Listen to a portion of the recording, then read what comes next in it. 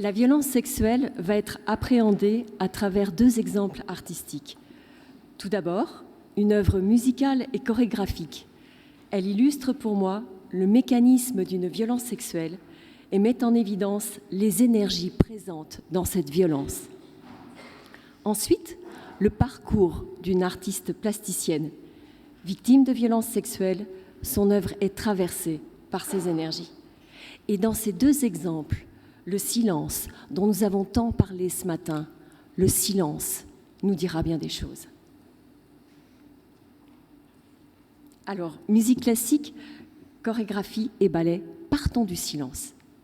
Pour un musicien, le silence est cette absence de son qui s'établit après la musique. Dans ce silence, le compositeur est encore souvent présent. Ne dit-on pas que le silence qui suit une symphonie de Mozart est encore du Mozart? Ce silence est précédé par le final de l'œuvre musicale, final quasiment toujours composé d'un ou de plusieurs accords où règne l'harmonie. Le silence, après une violence sexuelle, comme le silence après la musique, est rempli de la marque de l'auteur. Mais à l'inverse de la musique, il se déploie après un moment caractérisé, non pas par l'harmonie, mais par le chaos. Alors j'ai cherché des œuvres musicales qui se terminent non pas par des accords harmonieux, mais par un chaos. Et il y en a une que vous connaissez tous, car c'est une des œuvres les plus jouées dans le monde, c'est le boléro de Maurice Ravel. Alors le boléro est une œuvre très très singulière. Il y a une mélodie sensuelle qui se transmet d'instrument à instrument jusqu'à être jouée par l'orchestre entier et un rythme envoûtant qui peut évoquer les rythmes de la trance. Et nous retrouverons la trance un peu plus tard. Ce boléro, succès planétaire, a été abondamment commenté par des musicologues, des écrivains, des philosophes et bien sûr par Maurice Ravel lui-même. Ravel a dit entre autres que le boléro est une œuvre musico-sexuelle. Et d'ailleurs, selon une étude commandée par Spotify, le boléro est la troisième musique la plus écoutée pendant les rapports sexuels. Mais a priori, ceux-là sont librement consentis. Alors, je vous propose d'observer le boléro. Non pas pour chercher si Ravel avait été victime ou auteur de violences sexuelles, ce n'est pas le propos, mais pour entendre et regarder les mécanismes de violence et de destruction ainsi que les énergies qui entrent en jeu. Et je dis regarder, car historiquement, le boléro a été commandé à Maurice Ravel par Ida Rubinstein, qui était une danseuse. Le boléro, musique donc composée pour la danse, a ensuite inspiré de très nombreux chorégraphes, et notamment Maurice Béjart. Et Béjart a su magnifiquement traduire par la danse la violence déjà contenue dans la musique. Alors nous allons analyser le boléro chorégraphié par Béjart et en regarder 3 extraits. Je vais vous donner quelques pistes de lecture, mais le propre d'un chef-d'œuvre étant de parler à chacun selon sa sensibilité et son histoire. Vous en trouverez sans doute beaucoup d'autres. Et d'ailleurs, en conclusion, je vous proposerai une autre lecture du boléro. Commençons par la disposition scénique. Un soliste, un danseur ou une danseuse danse seul sur une table haute, ronde et rouge. 40 autres danseurs dansent, eux, sur le sol, en entourant le soliste. Béjart pensait que la danse a une dimension rituelle.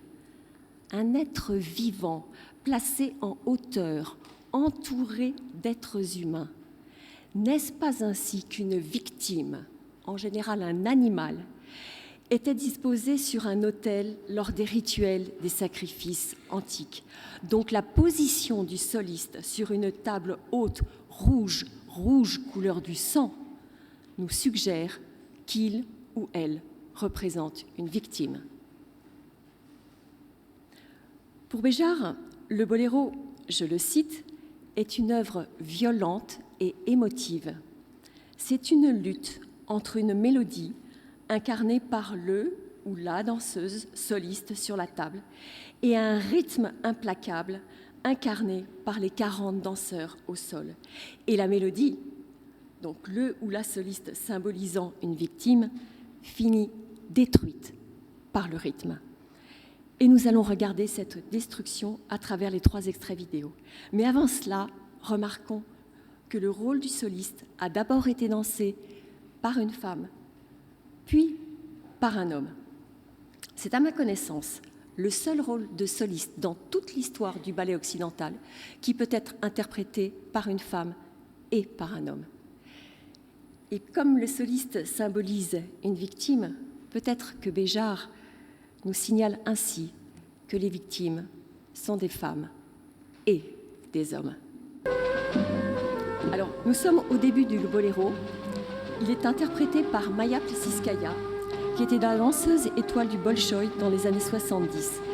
Et grâce à sa notoriété, elle avait pu danser le boléro en URSS, alors que Béjart, considéré comme trop subversif, y était interdit.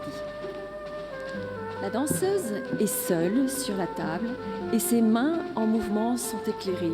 Tout le reste sur la scène est immobile et plongé dans l'obscurité, soulignant ainsi ses mains, son énergie et le mouvement des mains. Il me semble que Béjart nous montre l'être humain tel qu'il est avant la violence, une personne qui se tient debout, remplie d'énergie vitale jusque dans les mains. Regardez les mains de Maya, c'est magnifique. Et comme la main, pour un artiste, symbolise la création, avant la violence, un être humain est en pleine possession de sa capacité de création. À l'image des mains en mouvement, il ou elle peut bouger librement et créer son chemin de vie. Le spectateur va dans quelques instants apercevoir les 40 danseurs dans l'ombre autour de la danseuse, alors qu'elle danse sur une table ronde dans la lumière. Eux sont assis sur des chaises disposées non pas en rond, mais en carré, non pas dans la lumière, mais dans l'obscurité. Et ces oppositions ombre-lumière, carré-rond, nous suggèrent que ces danseurs, là vous les apercevez, symbolisent le ou les agresseurs, auteurs de la violence. Alors nous allons observer la posture de l'agresseur. Il est assis et non pas debout. Les mains sont posées sur les genoux et non pas en mouvement. Mais regardez bien, les mains sont inertes, sans énergie, comme mortes. Nous savons que les auteurs de violences sexuelles ont souvent été eux-mêmes victimes. Alors eux aussi, avant qu'ils ne subissent la violence, étaient peut-être des personnes debout, aux mains en mouvement, pleines d'énergie.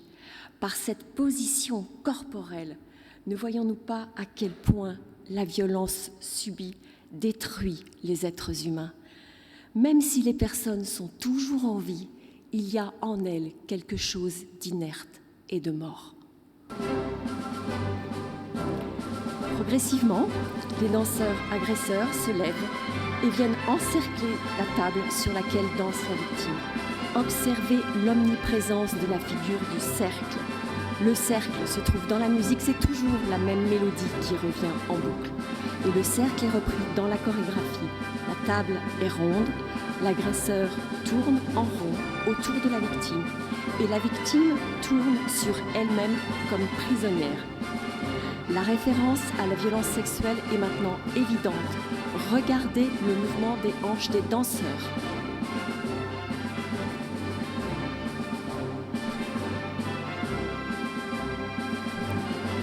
Ravel avait dit que son boléro était une œuvre musico-sexuelle. Béjart le souligne. Revenons au cercle et à ce qu'il peut nous évoquer. N'est-il pas une caractéristique de la violence sexuelle, et notamment celle commise sur les enfants? Les prédateurs sont le plus souvent des personnes proches de l'enfant, qui pour l'agresser vont l'entourer de plus en plus près, comme en l'encerclant. Un encerclement fait de manipulations, de promesses, de menaces, de chantage affectif, jusqu'à l'agression. Et nous allons maintenant regarder les dernières secondes du ballet. Vous allez écouter la mélodie qui s'est transmise d'instrument à instrument et maintenant jouée par tous les instruments de l'orchestre ensemble, comme si tout ce qui constitue un être humain, son corps, son mental, son énergie, était mobilisé.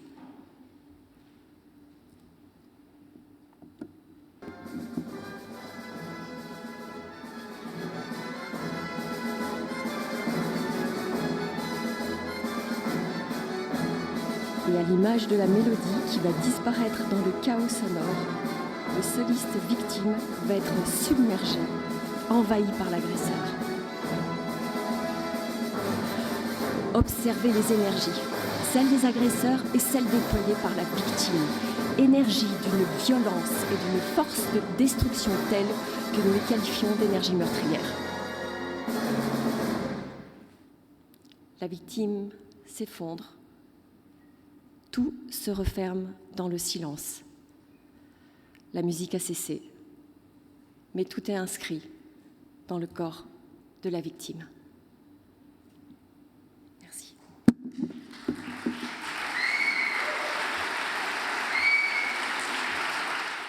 Regardons maintenant le parcours de l'artiste plasticienne Niki de Saint-Phalle et nous repartons du silence. Niki de Saint-Phalle, la voilà, est victime d'inceste paternel à l'âge de 11 ans. Elle va garder le silence sur cet inceste pendant 53 années. Ce n'est qu'à l'âge de 64 ans qu'elle dévoile cet inceste dans un livre intitulé « Mon secret », publié en 1994. On peut y lire « J'ai écrit ce livre d'abord pour moi-même, pour tenter de me délivrer enfin de ce viol qui a joué un rôle si déterminant dans ma vie. Je suis une rescapée de la mort. J'avais besoin de laisser la petite fille en moi parler, enfin. J'ai longtemps pensé que j'étais une exception, ce qui m'isolait encore plus. Aujourd'hui, j'ai pu parler à d'autres victimes d'un viol. Les effets calamiteux sont tous les mêmes, désespoir, honte, humiliation, angoisse, suicide, maladie, folie. Le scandale a enfin éclaté. Tous les jours, des révélations jaillissent sur ce secret si jalousement gardé pendant des siècles. Le viol d'une multitude d'enfants, filles ou garçons, par un père, un grand-père, un voisin, un professeur, un prêtre. Des nanas monumentales ou encore des formes colorées pour la fontaine Stravinsky à Paris, autant d'emblèmes de l'art ludique de Niki de Saint-Phalle. Pourtant, c'est une série de performances qu'il a fait connaître en 1961. Niki de Saint-Phalle fait de la peinture, c'est-à-dire qu'elle enfouit des sachets de couleur sous une couche de plâtre, après quoi il ne reste plus qu'à libérer la couleur, à la carabine. Des tableaux-tirs qui font saigner la peinture, c'est plutôt radical pour une jeune femme issue de la grande aristocratie franco-américaine et que rien ne prédestinait à devenir artiste. Jeune et jolie, Niki de Saint-Phalle commence même par faire la couverture des magazines. C'est à 23 ans qu'un événement fait basculer sa vie. Après plusieurs tentatives de suicide, elle est internée en hôpital psychiatrique. Elle a découvert l'art à ce moment-là.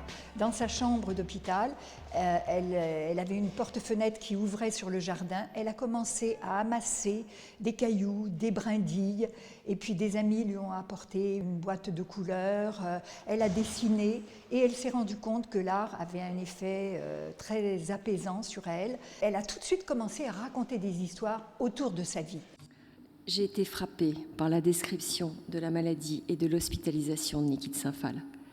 À la télévision, elle est présentée comme une grande dépressive suicidaire qui, internée, va trouver dans l'art un moyen de s'apaiser. Pas un mot sur l'origine de ces mots MAUX, à savoir l'inceste, secret, silence, omerta. Pas de corrélation entre la violence sexuelle subie et la violence présente dans ses œuvres, alors qu'elle-même l'a clairement et publiquement explicité. Non, silence. Beaucoup moins dérangeant de la décrire comme une dépressive hospitalisée plutôt que comme une victime d'inceste. Et à propos de son séjour en hôpital psychiatrique, rappelons un épisode glaçant.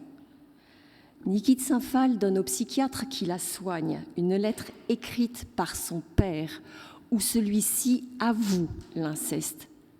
Alors le psychiatre brûle la lettre, déclare à Niki que son père est victime d'hallucinations, la diagnostique schizophrène et lui prescrit des électrochocs. Elle en subira 10.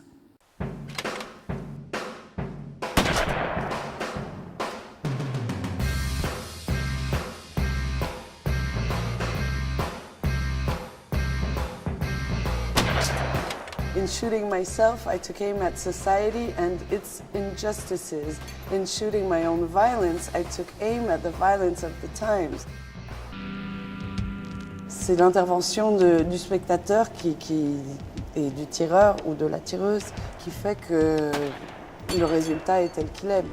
Beaucoup d'entre eux ont été faits devant la télévision, donc il y avait déjà quand même toute une mise en scène qui était faite.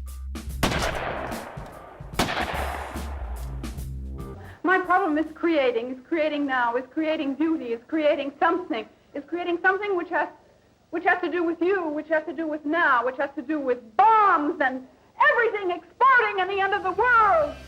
Bang!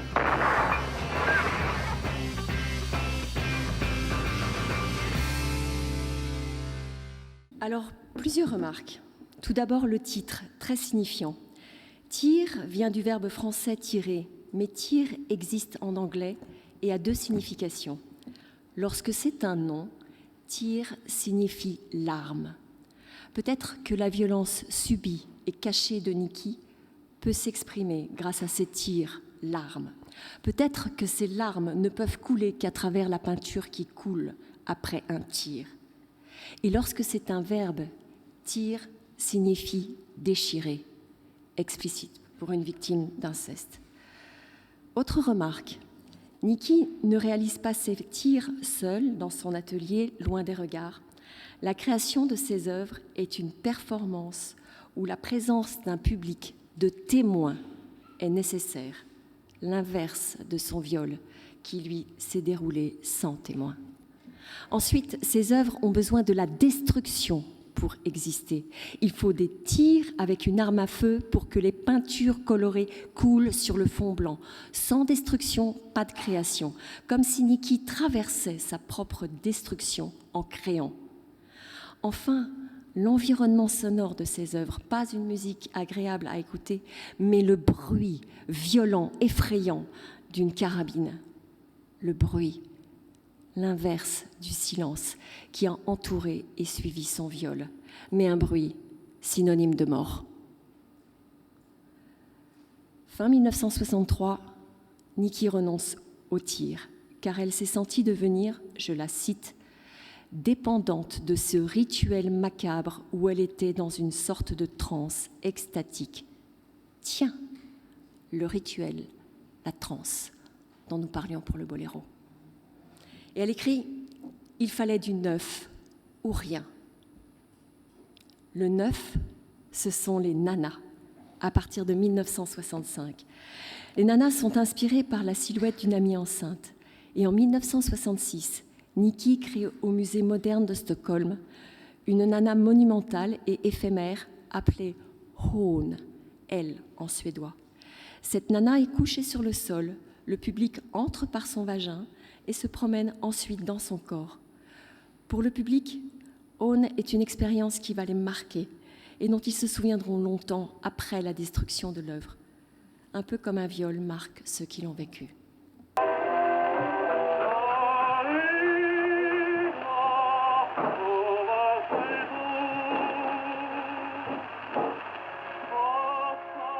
C'était un peu comme un temple pour moi, c'était l'idée de la cathédrale. C'était l'idée que les gens venaient, que c'était une kermesse, que c'était la joie, c'était le retour à la mer, c'était la plus grande putain du monde. Je ne sais pas combien de milliers de spectateurs ont passé entre ces portes pendant les 2 mois de son existence. À l'intérieur, le public découvre une galerie de faux tableaux, un cinéma, un milk bar dans le sein droit et un planétarium dans le gauche.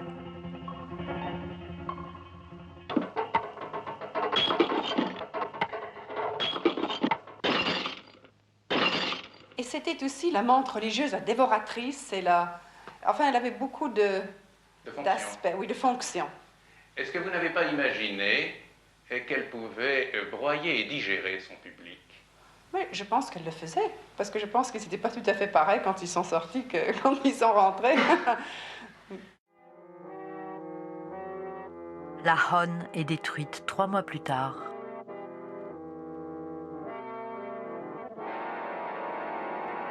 Est-ce le plaisir éprouvé par les visiteurs de la Hon? Toujours est-il que la natalité a sensiblement augmenté l'année suivante à Stockholm. Jeune femme en colère, je suis devenue artiste parce que je n'avais pas le choix. Je n'ai pas eu besoin de prendre une décision. À une autre époque, on m'aurait enfermée dans un asile. J'ai adopté l'art qui est ma délivrance et une nécessité. 3 ans après les tirs, Niki Tsinphal est une femme avec un visage souriant qui parle de joie. Et après Aune, la nana couchée, les nanas sont debout et se mettent à danser. Elles sont joyeuses, resplendissantes d'une féminité toute ronde, même si parfois, ces nanas, par leur côté gigantesque, peuvent aussi impressionner. Comme une petite fille, peut-être celle dont parlait Niki dans Le Secret, peut parfois être impressionnée par une mère qui, grande bourgeoise puissante, ne l'avait pourtant pas protégée. Les nanas dansent. Leur danse ne sera jamais celle qu'elles auraient dansée si Niki n'avait pas été victime. Mais l'important, c'est qu'elles dansent. Et d'ailleurs, dans le hall à l'Opéra Bastille, il y a une nana qui danse. Et nous retrouvons la danse et la musique dont nous sommes partis et avec lesquelles nous allons conclure. Tout d'abord, la danse. Je voudrais esquisser un pont entre la danse et le parcours en 10 thèmes de réparation pour les victimes de violences sexuelles proposé par SVS. Un danseur professionnel peut s'élancer en toute sécurité et danser librement s'il connaît parfaitement 2 choses. L'espace dans lequel il va danser, autrement dit ses limites, et le sol sur lequel il va danser, un plancher, un béton, cela pour maîtriser son ancrage au sol, autrement dit ses bases. Eh bien, les limites et les bases sont les 2 premiers thèmes de ce parcours de réparation des victimes, parcours qui s'achève avec le thème de la liberté. Et si vous repensez à la métaphore du boléro, où le danseur victime s'effondre, alors, tout comme un danseur, la personne victime se connectera à ses limites et à ses bases pour se relever et redanser en liberté. Enfin, la musique. Je vous ai dit que le boléro pouvait avoir beaucoup de lectures. En voici une autre pour terminer. Vous avez entendu comment la mélodie du boléro se transmet d'instrument à instrument jusqu'à finir anéantie à l'issue d'une lutte. Imaginons que la mélodie soit le fléau des violences sexuelles qui se transmettent de personne à personne, de génération en génération, comme un virus. Alors, l'anéantissement de la mélodie à l'issue de la lutte, notre lutte, ne sera plus l'effondrement d'une victime, mais l'anéantissement des violences sexuelles, leur éradication. Merci de votre attention.